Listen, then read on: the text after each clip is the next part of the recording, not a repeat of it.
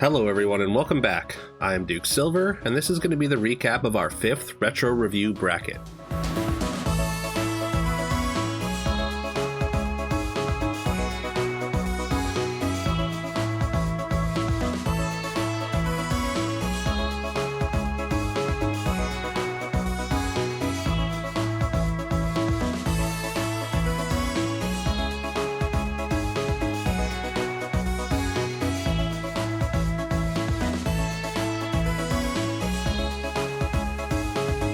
On the last Sunday of each month, we are taking 8 random retro games pulled from a list suggested by the community and pitting them against one another in a single elimination bracket.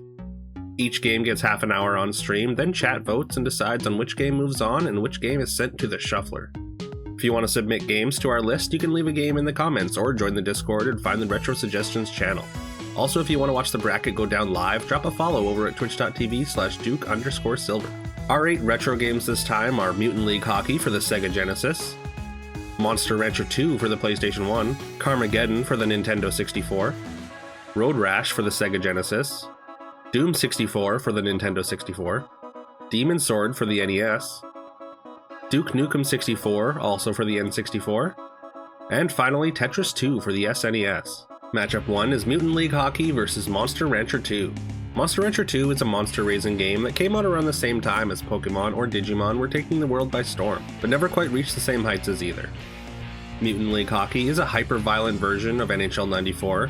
To be honest, this game was super hard, and I did nothing but lose for 30 minutes, but I did have a great time though. As a walking Canadian stereotype, I just love playing hockey. Skeletons and other kinds of creatures populate the ice using weapons or whatever they have on hand to beat their opponents into submission. Again, I had a great time with this game, while I wasn't falling into the chasms on the ice, that is. And chat seemed to enjoy this thoroughly as well, as we start the bracket off with a tie. I decided to start breaking ties a bit differently for this bracket though. Going forward, all ties are going to be decided by a marbles race. Anyone in chat can join the race, and whoever wins decides on which game moves on. Beck wins the marbles race this time and makes the call that Monster Rancher is the one to move on to the semi-finals. Matchup 2 is Carmageddon vs Road Rash. Road Rash was originally made for arcades, but then later ported to console. It looks like a generic motorcycle racing game, but you can in fact punch the other racers. Carmageddon is also a racing game, but with a few different avenues to victory. You can of course run your regular 3-lap race, but alternatively you can spend your time destroying the other racers. And there is a third option, which involves running over a certain amount of zombies. From the bit that we played, it seems like you can add all the other racers to your repertoire of playable characters, but I believe the only way to collect the other cars is to destroy them during the race. There didn't really seem to be any other incentive to finish races in alternate ways, but again, we only got a half hour with the game. I think it was mostly enjoyable, if not a little janky to control, but certainly some interesting concepts. The chat decided they liked the more straightforward combat racer though, and Road Rash takes the vote 4-2. Matchup 3 is Doom 64 vs Demon Sword. I think everyone is familiar with some form of Doom or another. It has existed for such a long time and in so many different forms, and it's a classic for a reason. Demon Sword is a really cool side-scrolling hack and slash that draws inspiration from kung fu movies like Crouching Tiger, Hidden Dragon. The movement is really fluid, although if you move too quickly you will get cut up by incoming enemies.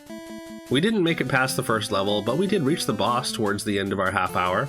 The game is punishingly difficult though, the enemies are relentless and they move quick. You start off with a couple different modes of attack, a powerful sword slice with little range, and a ranged shuriken attack that is a bit weaker but more safe. You can also acquire screen clearing spells by defeating mini-bosses. There's a bit of an item system that I wasn't able to fully understand beyond learning the orange orbs heal you. As cool as Demon Sword was, it just couldn't compete with the classic that is Doom though, as it dominates the vote 7-2.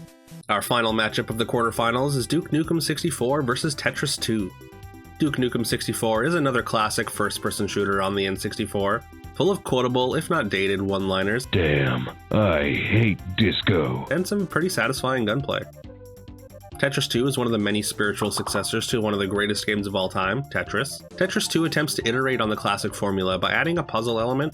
The game wants you to line up 3 colored blocks instead of full lines like in the original. The objective is to clear a shining piece of each color, which eliminates all the static blocks of said color.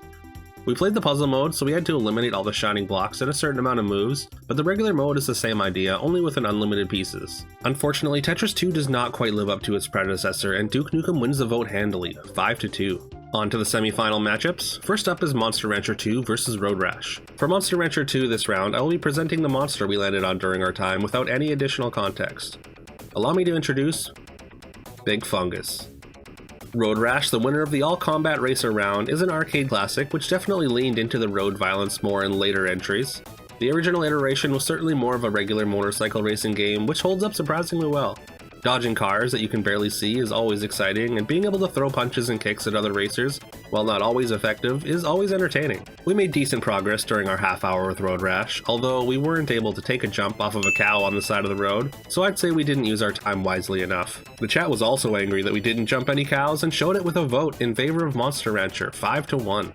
Our second matchup at the semifinals is Doom 64 vs Duke Nukem 64, the all N64 FPS round. These two games play extremely similarly, but have very different control schemes. Doom 64 is maybe the darkest game ever released. This is me playing with the brightness turned all the way up. Even if it was hard to see some sections of the game though, it still holds up and is fun to play. Both shooting and punching demons into mush felt very satisfying. We didn't get far in our time with Doom though, after hitting a bit of a wall during stage 2.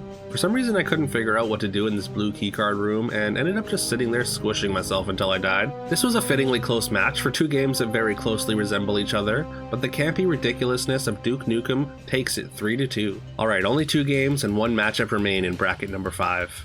Duke Nukem 64 and Monster Rancher 2. For those unfamiliar with Duke Nukem, he is essentially a caricature of the hyper-macho action stars of the 80s and 90s. The whole goal of the game is to kick ass, rescue babes, and chew bubblegum. And I'm all out of gum. Duke Nukem, just like Doom, I would say, still holds up in terms of gameplay, and the dated jokes for me are absurd enough to land still. This is an era that was definitely still figuring out how first-person shooters should control though. The default control scheme has you moving with the C-stick while looking with the left thumbstick, and it definitely took some getting used to. I played this game a fair amount as a kid and remembered a few secrets, although I didn't remember how far to stand back to not die to these explosive barrels. Monster Rancher is a bit of a forgotten franchise I feel, but one that most people have at least heard of. It was trying to compete with the likes of Pokemon and Digimon, but fell in at a distant 3rd place. The gimmick of this game is you could use any disc you had in the house at the time, well at the time it came out at least, to generate a monster based on the data on the disc. I think everyone who played this game had the experience of gathering every CD in the house just to see what came out of each one. This was such a fun mechanic, and it blew my mind that I could swap discs out while the game was still running. We looked at a couple different monsters during our half hour at the game, but didn't want to spend the entire time just generating them. Fortunately, we managed to find this absolute gem, whom I introduced earlier. That's right, Big Fungus popped out of that disc and stole everyone's hearts immediately. Look at that belly jiggle, just pure majesty. We managed to do quite a bit in our time with Monster Rancher 2. Big Fungus came out of the gate very strong and started winning tournaments right away. With a steady diet of potatoes, he was unstoppable. The N64 shooters put up an excellent fight, but I think it really was the Big Fungus difference here, as Monster Rancher takes the vote by a single point, 4 votes to 3. And there we have it, Monster Rancher 2 is the winner of our 5th retro review bracket.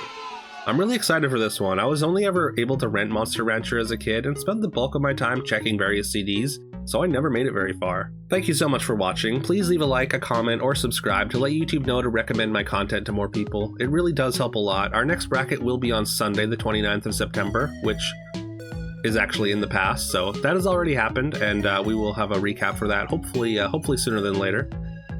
I did spend the month of September going live on Twitch every single day, so YouTube kind of fell behind a little bit, so hopefully we can get back on track soon. Once again, the link for my Twitch will be in the description, and I would love to see you there for our next bracket. I hope you have a fantastic rest of your day, and I will see you next time.